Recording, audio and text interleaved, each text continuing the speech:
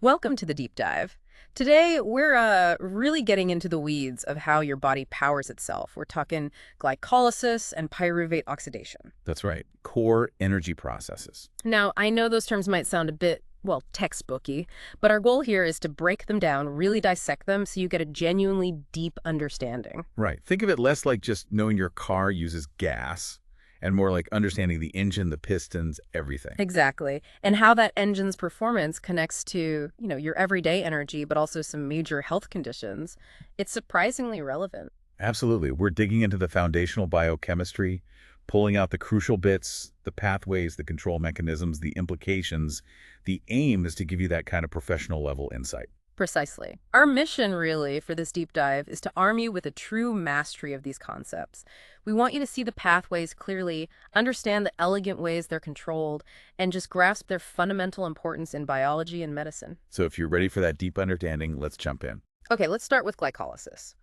What is it fundamentally, and where does it all happen? Okay, so glycolysis at its core is the main way your cells break down glucose, sugar, and other related carbs to get energy. And it happens right out in the main compartment of the cell, the cytosol. The cytosol, right, not in mitochondria then. Not initially, no. That comes later if oxygen's around. And that's a key thing about glycolysis. It's flexibility. It can work with oxygen or without it. Okay, so aerobic and anaerobic conditions. How does it manage both? Let's talk about the anaerobic side first. Right. So when oxygen is scarce, maybe during an intense exercise, or in certain cells like red blood cells that don't even have mitochondria, glycolysis keeps going. The end product, pyruvate, gets converted into lactate. Lactate, that's lactic acid, right? The stuff that makes muscles burn. Well, lactate is the ion, lactic acid is the acid form, but yes, that's the molecule associated with that feeling. Yeah. But it's not just waste. Making lactate is critical anaerobically because it recycles a molecule called NAD plus 1. NAD plus 1, why is that important? Because one of the key steps in glycolysis needs NAD plus to accept electrons. If oxygen isn't there to help regenerate NAD plus later down the line in the mitochondria, this conversion of pyruvate to lactate does the job right there in the cytosol. Ah, I see. So making lactate lets glycolysis keep running, even without oxygen, by regenerating that essential NAD plus stand. Exactly. It keeps the ATP production ticking over, albeit less efficiently. Less efficiently. How much less? Significantly less. Anaerobic glycolysis, just glycolysis to lactate, gives you a net gain of only 2 ATP molecules per glucose. Compare that to aerobic conditions, Right, with oxygen. where pyruvate and the NADH produced during glycolysis move into the mitochondria. There, through the citric acid cycle and oxidative phosphorylation, you can get, well, potentially over 30 ATP per glucose. Maybe 30, 32, somewhere in that ballpark. Wow, okay, so anaerobic is like a quick and dirty backup generator, while aerobic is the main power plant. That's a great analogy. Anaerobic glycolysis is vital for short bursts or for cells that can't use oxygen, but aerobic metabolism is where the big energy payout happens. So thinking about the body, where is this anaerobic capability really indispensable? Well, several places. The brain, for instance, absolutely demands glucose, though it can adapt to ketone bodies in long-term fasting. But its immediate fuel is glucose. And red blood cells you mentioned. Red blood cells are the classic example. They have no mitochondria at all. They ditch them to maximize space for hemoglobin. So they rely entirely on anaerobic glycolysis, converting glucose to lactate constantly for their energy. Makes sense for oxygen carriers? What about muscles? Skeletal muscle is fascinating. It can perform incredibly intense work where oxygen supply just can't keep up. During those sprints or heavy lifts, anaerobic glycolysis kicks in, producing ATP rapidly and, yes, producing lactate as a consequence. Right. But the heart muscle is different, isn't it? Very different. The heart is built for endurance, for continuous aerobic work. It actually has a relatively low glycolytic capacity. This makes it really vulnerable if its oxygen supply is cut off, like during a heart attack ischemia. It doesn't have that strong anaerobic backup. That really highlights the danger of blocked arteries to the heart. No plan B, metabolically speaking. Precisely. And it also means that problems within the glycolytic pathway itself can cause diseases. Deficiencies in specific glycolytic enzymes like pyruvate kinase Right. are a common cause of hemolytic anemia. The red blood cells can't make enough ATP anaerobically to maintain themselves, so they break down prematurely. So affecting red blood cells specifically because of their total dependence on glycolysis. Exactly. And deficiencies in other enzymes, say phosphofructokinase in muscle, can lead to fatigue and exercise intolerance because the muscles can't ramp up glycolysis effectively. This connects to cancer too, right? The Warburg effect. Ah, yes, the Warburg effect. It's a Yeah. major topic in cancer research. Many fast-growing cancer cells show incredibly high rates of glycolysis, converting glucose to lactate even when oxygen is plentiful. Aerobic glycolysis. That seems backward. Why choose the less efficient path when the power plant is available? It's complex and still debated, but there are key advantages for the cancer cell. One, glycolysis provides building blocks. Those intermediates along the pathway can be siphoned off to make amino acids, lipids, nucleotides, everything a rapidly dividing cell needs. Ah, so it's not just about ATP, it's about construction materials. Exactly. Plus, pumping out all that lactate makes the tumor's local environment acidic. This can actually help the tumor invade surrounding tissues and might suppress immune cells that would normally attack it. Wow. And the lactate itself. The lactate can even be used by the liver to make more glucose gluconeogenesis. This contributes to a metabolic loop that can drain energy from the patient, potentially contributing to cancer cachexia, that wasting syndrome. And all this lactate could overwhelm the body's buffering systems, leading to lactic acidosis. Lactic acidosis, you hear about that clinically. What causes it, generally? Right, it's basically too much lactate in the blood. Broadly, there are two types. The type A is the most common. It's due to poor oxygen delivery. Think shock, severe sepsis, heart failure. Tissues aren't getting enough oxygen, so they switch to anaerobic metabolism and crank out lactate. Makes sense. And type B? Type B happens when oxygen might be fine, but there's a problem with metabolizing the lactate itself, or just excessive production for other metabolic reasons.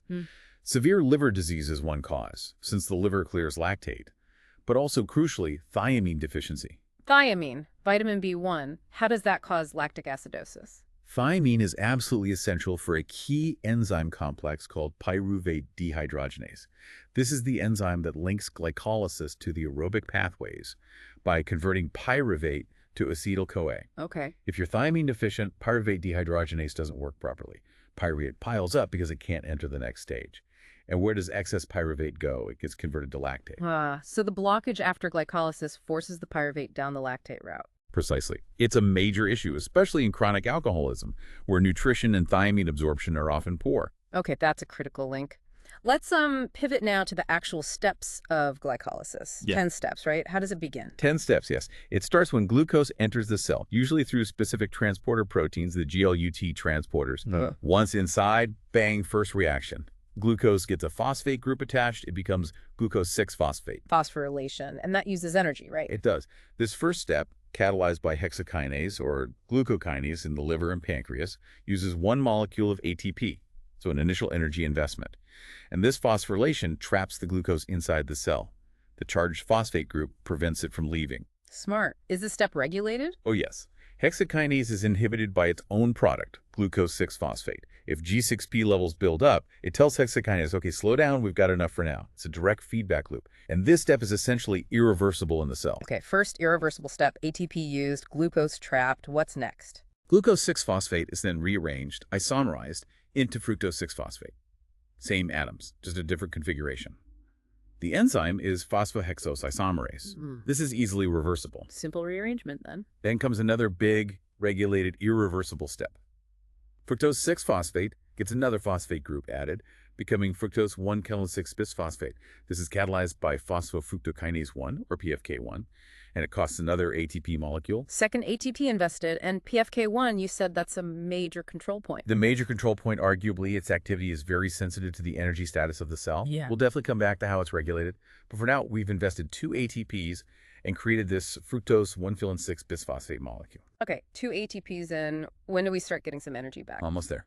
The next step is the split. Fructose 1-6-bisphosphate, which is a 6-carbon sugar with 2 phosphates, is cleaved by the enzyme aldolase right down the middle. Splitting the 6-carbon sugar. Into 2 different 3-carbon phosphorylated sugars, dihydroxyacetone phosphate, DHAP, and glyceraldehyde 3-phosphate, G3P. 2 3-carbon molecules? Do they both continue? Well, only G3P directly enters the next phase. But DHAP isn't wasted. There's another enzyme, triose phosphate isomerase, that rapidly converts DHAP into G3P. So effectively, one glucose molecule yields 2 molecules of G3P that proceed through the rest of glycolysis. Got it. So from here on, everything happens twice per original glucose molecule. Exactly. And now we enter the payoff phase. Finally, energy generation time. First up, glyceraldehyde 3-phosphate is oxidized. The enzyme glyceraldehyde 3-phosphate dehydrogenase catalyzes this. It's a crucial step. G3P gets oxidized, and importantly, NAD+ gets reduced to NADH. NADH, that's an electron carrier, right? It stores energy. It absolutely is. It captures high-energy electrons released during the oxidation. And the product of this reaction is 1,23-bisphosphoglycerate. This molecule now has a very high-energy phosphate bond. Remember, 2 G3Ps went in, so you get 2 NADHs out here. Okay, 2 NADH generated. What happens to that high-energy phosphate? That's where we get our first ATP payoff. The enzyme phosphoglycerate kinase transfers that high-energy phosphate from 1.3-bisphosphoglycerate directly onto ADP, making ATP. Substrate-level phosphorylation? Precisely. It's a direct transfer. And since everything's doubled, this step yields 2 ATP molecules. So at this point, we've recouped the initial 2 ATPs we invested. We're even ATP-wise. The product left is 3-phosphoglycerate. Okay, broke even on ATP, gained 2 NADH. What's next for 3-phosphoglycerate? Just a couple more rearrangements and one final payoff. First, the phosphate group on 3-phosphoglycerate gets moved from carbon 3 to carbon 2, forming 2-phosphoglycerate. The enzyme is phosphoglycerate mutase. Shifting the phosphate. Then a water molecule is removed from 2-phosphoglycerate by the enzyme enolase. This dehydration creates another high-energy phosphate bond, yielding phosphenolpyruvate, or PPP. PP, that sounds important. High energy again. Very high energy. And enolase, interestingly, is inhibited by fluoride. That's why fluoride is sometimes added to blood collection tubes. It stops glycolysis in the blood sample, so you get an accurate glucose measurement. Useful clinical tidbit. Okay, we have high energy PEP. What's the final step? The final step of glycolysis proper is the second substrate-level phosphorylation. The enzyme pyruvate kinase transfers the high-energy phosphate from PP to ADP, generating another ATP, and what's left is pyruvate. Another ATP, and since we had 2 PPs... You get 2 more ATPs here. So the net yield from glycolysis, starting from glucose, is 2 ATP, 4 produced minus 2 invested, and 2 NADH. And the end product is 2 molecules of pyruvate.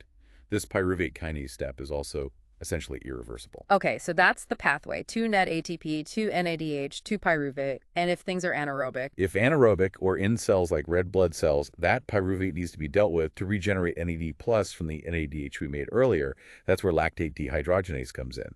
It reduces pyruvate to lactate, and in doing so, oxidizes NADH back to NAD+ data. Closing the loop, allowing glycolysis to continue. Exactly. Got to have that NAD+ line. Right. That's a fantastic walkthrough. Now, regulation. You mentioned PFK1 is key, but the irreversible steps, hexokinase, PFK1, pyruvate kinase, those are the control points, right? Absolutely. Those are the main knobs the cell turns to control the flow through glycolysis. Let's revisit hexokinase regulation and its cousin, glucokinase. Okay. Hexokinase, found in most tissues, has that feedback inhibition by its product, glucose 6-phosphate. Simple, direct. Glucokinase, mainly in the liver and pancreas, is different. It has a lower affinity for glucose, a higher kill moment, so it really only gets going when glucose levels are high, like after a meal. So it responds to bigger swings in glucose? Right, and it's not inhibited by glucose 6-phosphate. Instead, in the liver, it's regulated by binding to a regulatory protein in the nucleus. High glucose pulls it out into the cytoplasm to work. In the pancreas, its activity level essentially tells the beta cells how much glucose is around, triggering insulin release. Fascinatingly different roles. And glucose transporters, like GLUT4, also play a role indirectly. Definitely. Insulin, for instance, signals muscle and fat cells to put more GLUT4 transporters on their surface. More transporters mean more glucose gets in, providing more substrate for hexokinase, and thus influencing the overall glycolytic rate. Okay. Now, PFK1. The big one. How is it controlled? PFK1 is exquisitely sensitive to the cell's energy charge. High levels of ATP actually inhibit PFK1. Wait, ATP inhibits it, but glycolysis makes ATP. Exactly. It's feedback inhibition. If the cell is loaded with ATP, it signals, okay, we're good on energy, slow down the glucose breakdown. Conversely, when ATP is used up, levels of AMP, adenosine monophosphate, rise, and AMP is a potent activator of PFK1. So low energy, high AMP speeds it up, high energy, high ATP slows it down. Makes sense. Perfectly logical. Citrate, an intermediate from the next major pathway, the citric acid cycle, also inhibits PFK1. That signals that the downstream pathways are already well supplied. Kind of a backup downstream signal. Right. And there's another really important activator called fructose 2-pouch-6-bisphosphate. It's a potent signal to PFK1 to speed up glycolysis. Its levels are controlled by hormones and are crucial for coordinating glycolysis with glucose synthesis, gluconeogenesis. But that's maybe a story for another deep dive. Okay, noted. And the last main regulatory step, pyruvate kinase. Pyruvate kinase is also regulated. Like PFK1, it's inhibited by ATP, another signal of high energy. But it's activated by fructose 1,6-bisphosphate, the product of the PFK1 reaction. Activated by an earlier product, that seems different. It's called feed-forward activation. High levels of FBP essentially tell pyruvate kinase, hey, a lot of stuff is coming down the pipeline, get ready. It helps coordinate the flow through the later steps. The liver form is also regulated by hormones via phosphorylation, similar to how glucagon and insulin affect other pathways. So, multiple layers of control at each key irreversible step. Before I follow pyruvate, you mentioned fructose metabolism briefly. How does that fit in? Right, fructose enters glycolysis differently, especially in the liver. It gets phosphorylated to fructose 1-phosphate, then split into DHAP and glyceraldehyde. Glyceraldehyde then gets phosphorylated to G3P.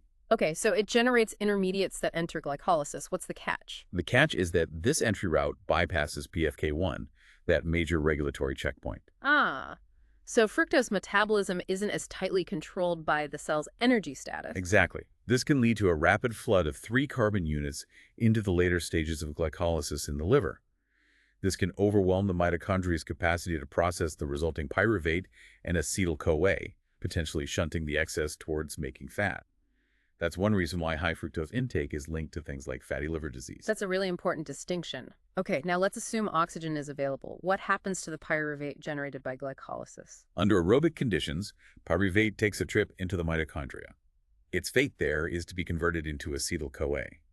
This is the irreversible link between glycolysis and the citric acid cycle, the main aerobic energy-generating pathway. The committed step for aerobic metabolism. How does pyruvate get into the mitochondria? It crosses the outer membrane easily, but needs a specific transporter, the mitochondrial pyruvate carrier, MPC, to get across the inner mitochondrial membrane into the matrix where the action happens. And once it's in the matrix, what converts it to acetyl-CoA? That job belongs to a massive enzyme system called the pyruvate dehydrogenase complex, or PDC.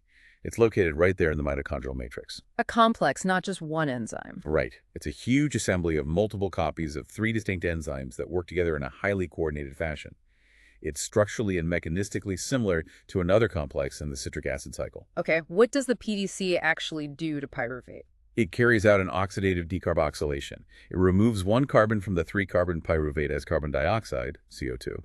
The remaining 2-carbon unit, an acetyl group, is then attached to coenzyme A, forming acetyl-CoA. And in the process, another molecule of NAD+ is reduced to NADH. So CO2 released, acetyl-CoA formed, and another NADH generated per pyruvate.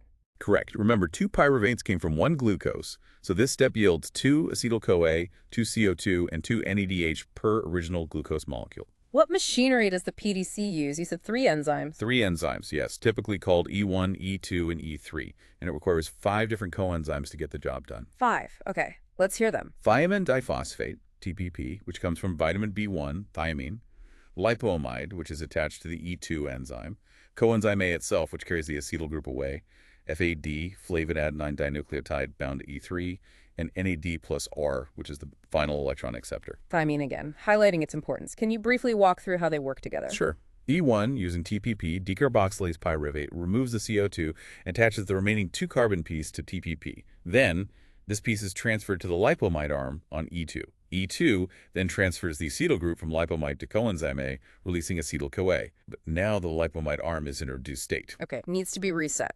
Exactly. That's E3's job. E3, using FAD, reoxidizes the lipoamide arm. The electrons are temporarily transferred to FAD, making FADH2. Then, FADH2 passes the electrons to NAD plus S, regenerating FAD and producing that final NADH. Oh, wow. It's like a molecular bucket brigade. It really is. And because they're all physically linked in this complex, the intermediates are passed directly from one active site to the next. It's called substrate channeling. Super efficient, minimizes side reactions. A brilliant design. How is this critical complex, the PDC, regulated? It's committing pyruvate to aerobic metabolism, so its control must be important. Absolutely. It's tightly regulated, first by its products. High levels of acetyl-CoA and NADH directly inhibit the complex. Feedback inhibition again, they compete with CoA and NAD+ for binding sites. Makes sense. If the products build up, slow down production. Right. But there's also covalent modification. The E1 part of the complex can be switched off by phosphorylation adding a phosphate group. A specific enzyme, BDH kinase, does this. Switched off by phosphorylation? Is there an enzyme to switch it back on? Yes, PDH phosphatase removes the phosphate group, reactivating the PDC. So what controls the kinase and the phosphatase? What tells them whether to switch the PDC on or off? The PDH kinase, the off-switch enzyme, is activated by high levels of ATP, acetyl-CoA, and NADH. Again, signals of high energy or abundant products. So if energy is high, the kinase is active and it switches off the PDC. Logical. High energy, less need to burn more fuel via PDC. Conversely, pyruvate itself actually inhibits the kinase, helping to keep the PDC active when its substrate is plentiful. The PDH phosphatase, the on-switch enzyme, is activated by things like calcium ions. In muscle contraction releases calcium, which activates the phosphatase, turns on the PDC, and boosts acetyl-CoA production to fuel the contraction. So linking muscle activity directly to fuel supply. Exactly. Insulin also tends to activate the phosphatase, especially in fat tissue, promoting acetyl-CoA formation for fat synthesis. During fasting, when you're burning fats, the kinase is more active, keeping the PDC less active to spare glucose. Incredible fine-tuning. Okay, let's circle back to lactate one more time. We know it's key anaerobically, but you mentioned some tissues make it even with oxygen present. Yes, aerobic glycolysis. It happens in tissues with very high glycolytic rates, where glycolysis might just be running faster than the mitochondria can keep up with the pyruvate, even if oxygen's there, or in cells with specific metabolic demands. Like which ones? We mentioned fast-twitch muscle fibers during intense activity and tumor cells with the Warburg effect. But also think about the retina, parts of the kidney, renal medulla, the skin. These tissues rely heavily on glycolysis and tend to produce lactate. Even the brain makes a bit.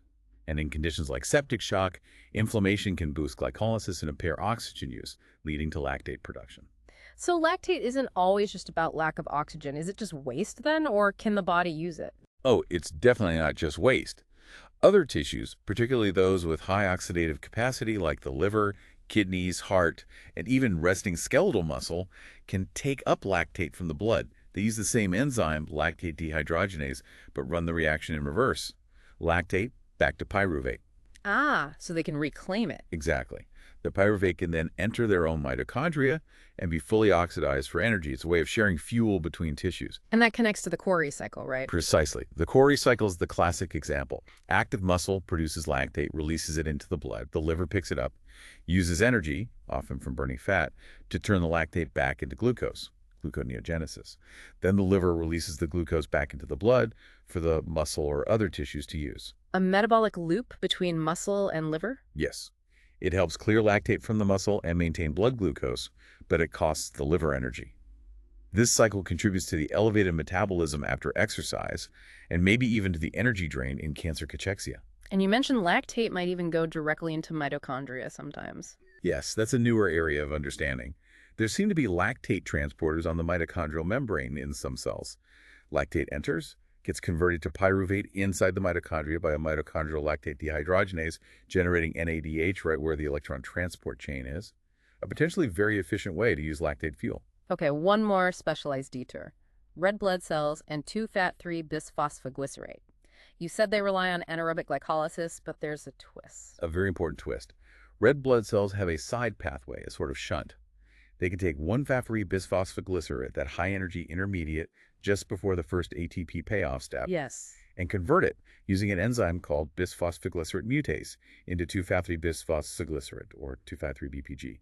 Then another enzyme can convert 2-phosphat-3-BPG back to 3-phosphoglycerate, the product after the ATP payoff step. So they bypass the step where phosphoglycerate kinase makes ATP. Exactly. If glycolysis goes via this 2-phosphat-3-BPG shunt, there's no net ATP production from that particular cycle through glycolysis. Remember, they still get ATP from the pyruvate kinase step later on. Why sacrifice ATP production? What's the benefit of making 2-col-3-BPG? 2-phosphat-3-BPG is absolutely crucial for oxygen delivery. It binds to hemoglobin, but specifically to the deoxygenated form. By binding, it stabilizes hemoglobin in a state that has a lower affinity for oxygen. Lower affinity, why is that good?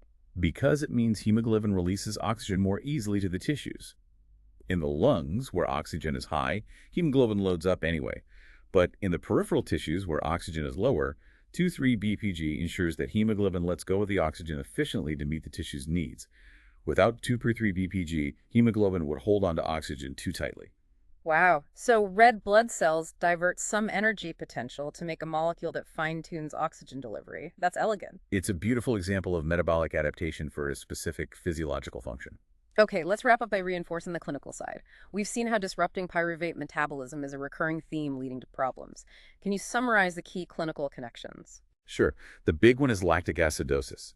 Anything that inhibits the pyruvate dehydrogenase complex toxins, like arsenite or mercury-binding lipoic acid, or thiamine deficiency blocking the E1 step, leads to pyruvate buildup, which gets shunted to lactate. Right, the PDC bottleneck. Inherited defects in the PDC itself also cause lactic acidosis, often with severe neurological problems because the brain needs that aerobic glucose metabolism so badly.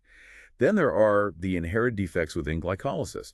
Deficiencies in aldolase or pyruvate kinase in red blood cells cause hemolytic anemia because they can't make enough ATP. Due to their total reliance on glycolysis. Exactly. And muscle phosphofructokinase deficiency, impacting that key regulatory enzyme in muscle, leads to exercise intolerance, muscle cramps, especially after eating carbs because they can't effectively ramp up glycolysis for energy during activity. It really drives home how central and vital these pathways are, not just lines in a textbook, but critical for health. Absolutely. They're fundamental to cellular energy, intricately regulated and interconnected with virtually all other metabolic processes. Understanding them is key to understanding health and disease.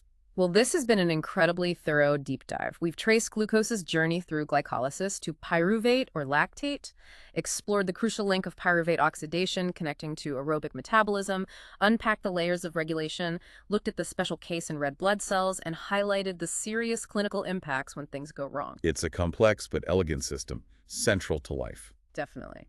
So, for our final thought today, consider how understanding these core energy pathways, glycolysis and pyruvate oxidation, can unlock insights into such a wide range of conditions, from muscle fatigue to cancer growth to anemia, and perhaps ponder how future research might specifically target these pathways, maybe inhibiting glycolysis in tumors, or boosting PDC activity in certain deficiency states, offering new ways to tackle disease. The intricate dance of metabolism holds so many secrets and potential solutions. A lot left to explore. Thank you for joining us on this deep dive.